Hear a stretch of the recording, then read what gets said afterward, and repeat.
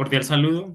El día de hoy entonces venimos a traer nuestro tema de interés, es el acceso a la educación de calidad, presentado por Elsa Esperanza Garzón, Lady Manuela Mosquera Palacios y Juan Felipe Pinto Áñez. Nuestra presentación está basada en tres momentos: uno, entre la colonialidad y decolonialidad; segundo, la herencia cultural; y por último, los retos de la educación actual. Tenemos entonces que la colonialidad fue el proceso que se dio en el mismo momento en que los europeos, sobre todo los españoles, pues llegan a tierras americanas. Podríamos compararlo con la colonización. Sin embargo, la colonialidad va más allá porque nos habla de todos los saberes, de toda la identidad como tal y de esa capacidad de pensar y de razonar a partir del ser propio. Entonces, podríamos entonces también a la misma vez dividir esa colonialidad, según Walsh, en cuatro esferas o en cuatro momentos.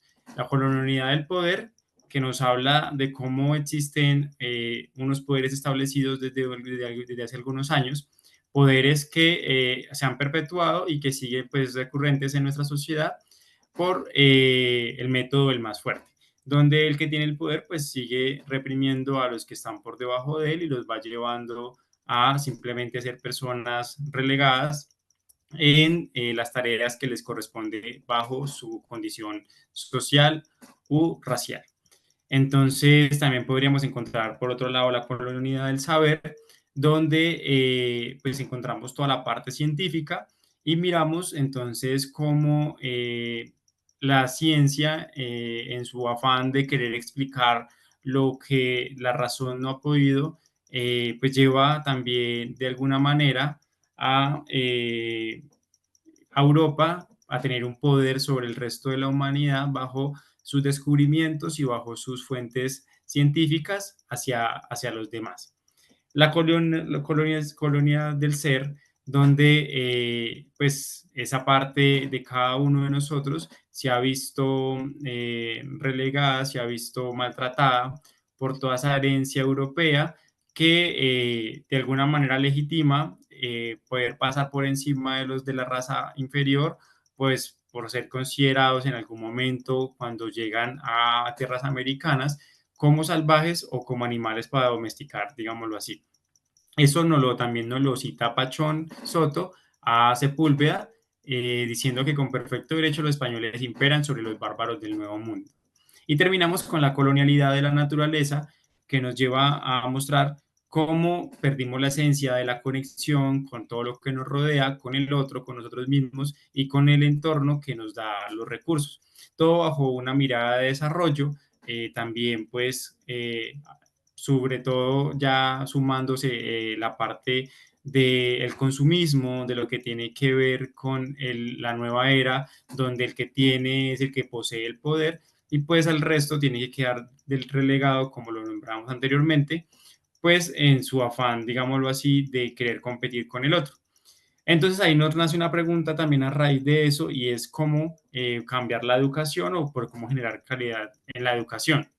De Sousa nos habla también en el documento de que cómo hacíamos, cómo podríamos hacer para cambiar esa palabra calidad, ¿no? Porque a veces creemos que la calidad es brindar algo bueno para todos, algo bueno para la comunidad educativa en general, pero resulta que la calidad tiene que reevaluarse en sí misma y entender de que no sirve la calidad si esa misma calidad está llevando a seguir reproduciendo una vez más los mismos contenidos y las mismas ideas repetitivas europeas y occidentales, tal como también lo nombraba en algún momento Paulo Freire, cuando nos decía que no importaba si salíamos de la opresión, si ese objetivo de salir de la opresión era oprimir a otros con la misma herramienta.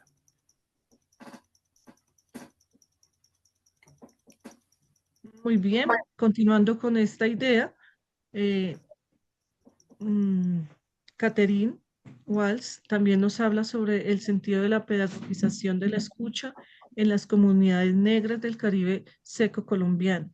Ella hace referencia a que es necesario darle prioridad a estas comunidades, generar en ellas espacios de escucha, porque son allí, es allí la raíz de nuestra historia, de nuestra patria, de nuestra cultura. Son ellos los que nos las transmiten, pero no los estamos escuchando, los estamos relegando. Y en este sentido, pues tenemos que enfocarnos en nuestras aulas, mm, en salirnos un poco de esa cultura europea y norteamericana, que es la que estamos enseñando. En sí les hablamos de los imperios de la edad antigua, de la media, de la moderna, pero nunca le hablamos a ellos, a los estudiantes, en esa misma época, pero de nuestros indígenas. En ese sentido, pues tenemos que mostrar nuestras leyendas, mostrar nuestras danzas, nuestros mitos, nuestros cuentos populares, que es allí donde está nuestra cultura. Mm,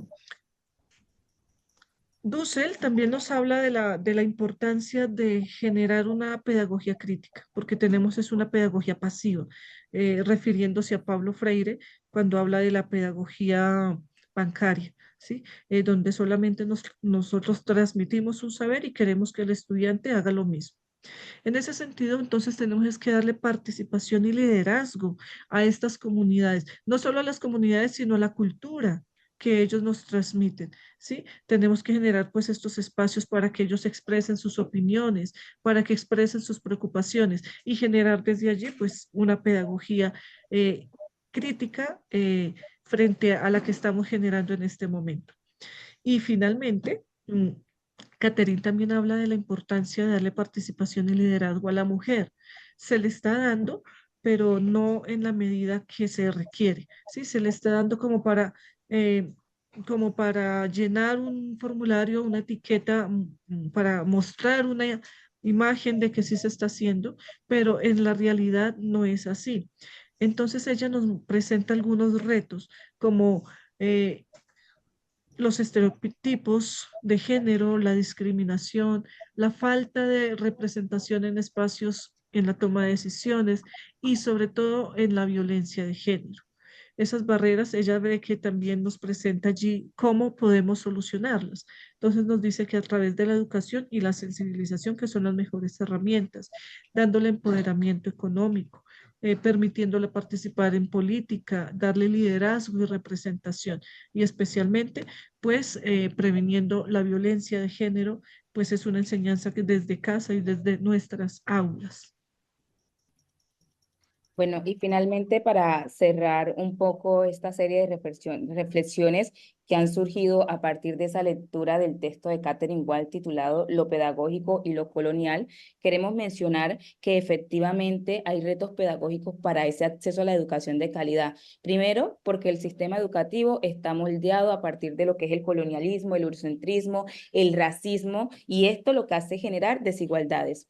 Nos vemos enfrentados a ese reto de descolonizar el currículo. ¿Qué quiere decir esto? Incluir métodos de enseñanza, pedagogías que involucren los conocimientos de los pueblos que históricamente han sido marginados, por ejemplo, los afrocolombianos, por ejemplo, los indígenas. Finalmente, también vemos ese llamado a confrontar las